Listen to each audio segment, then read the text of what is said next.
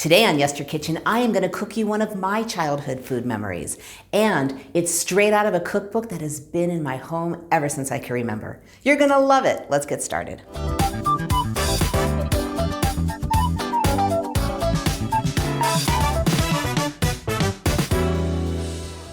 Hey everyone, I'm Jill and this is Yester Kitchen. If you're new here, welcome. It would be an honor to have you join us as we explore retro history through food and retro, I promise, my own personal retro.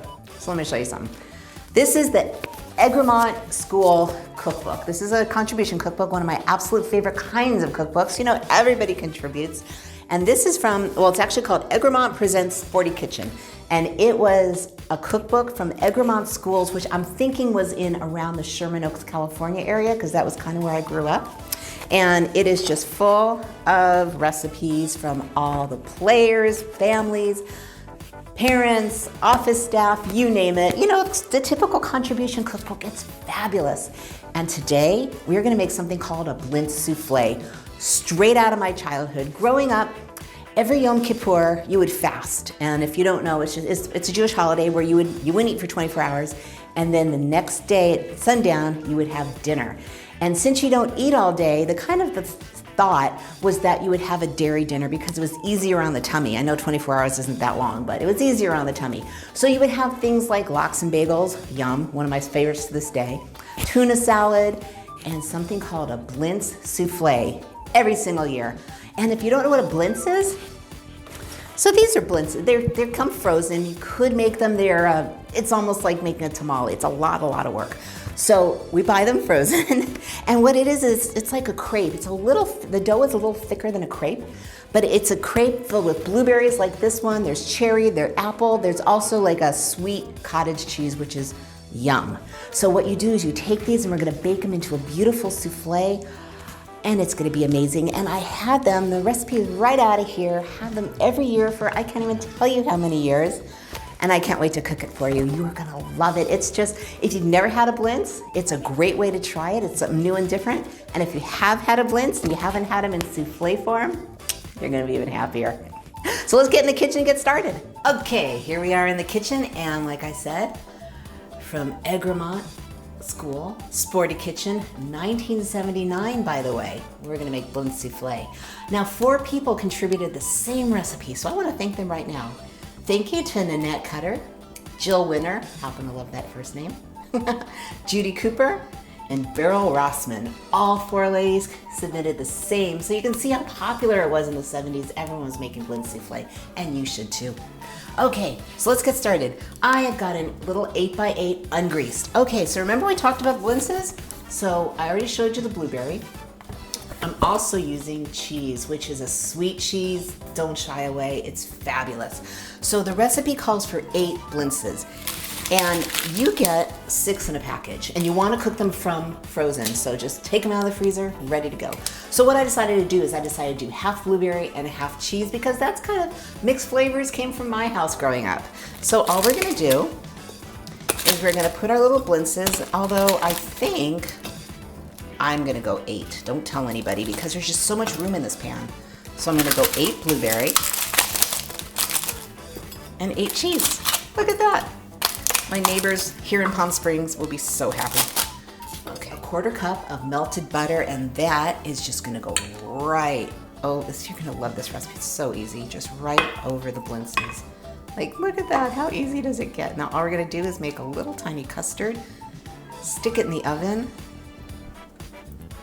and we'll be ready. Okay, and by the way, my oven is set to 350. Okay, I'm gonna get these Blintzes out of the way, and I'm gonna bring in a happy little mixing bowl. 6 eggs, all ready to go. Sorry, I broke one.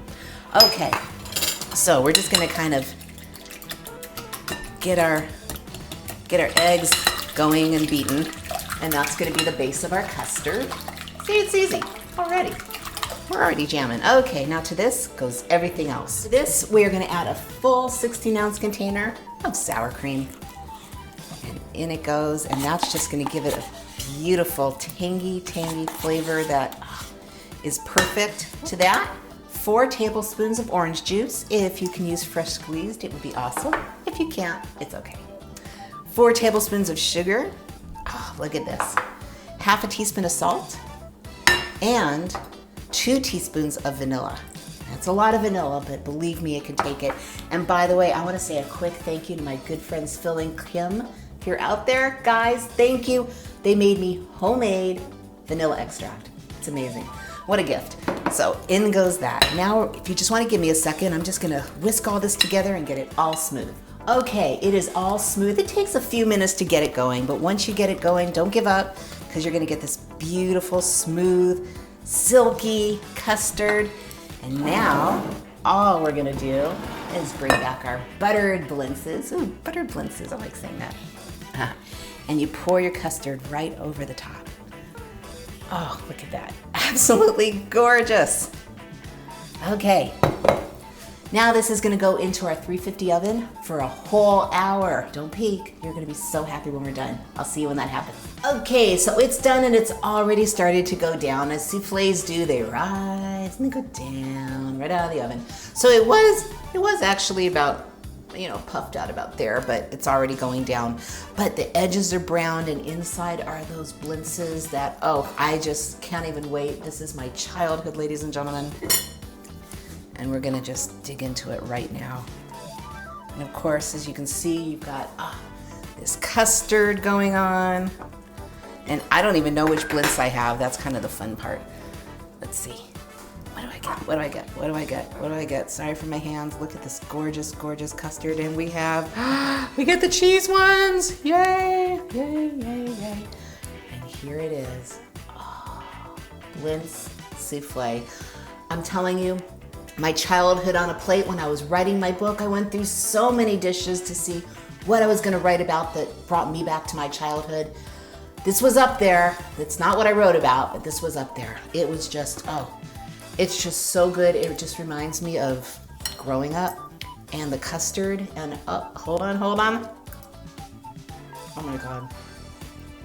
It is sweet, it is eggy, it is custardy, and then after you get past this amazing custard you made, you get your Blintz. Whatever flavor, they also make apple, they also make cherry. Whatever your heart desires. This is just amazing. I am so happy to share this with you, and I will be right back to wrap this up.